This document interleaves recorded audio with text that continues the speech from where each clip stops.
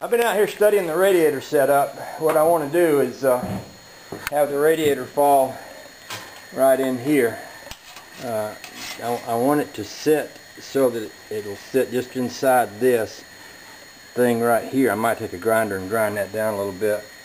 I've studied a lot of different options. I've got this piece of angle iron here, which, you know, I think angle iron is ugly, and I could, you know, I thought about running a piece of angle iron all the way across where that thing's laying, but man, wouldn't that be ugly. Now, I also thought about, I got an old lawnmower blade here. I thought about flattening it out and, you know, welding it across there, putting it under the radiator. My thinking originally was that if I had something underneath the radiator to protect it, that would be better. But I think what I'm going to try to do is use the bottom of that grill shell for that purpose, rather than having the radiator sit completely on something.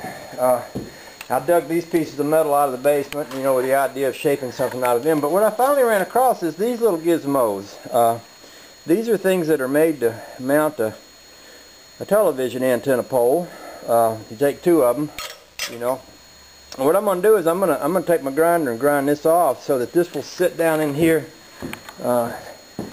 like this.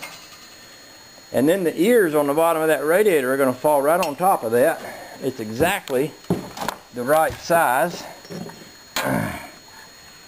is that. And so when I take this little curlicue part off, I can either bolt this or weld this to the side of the frame, sit this right on top of that.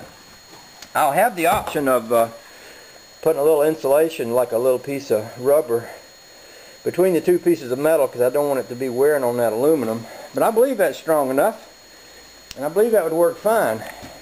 And that's what I'm going to do.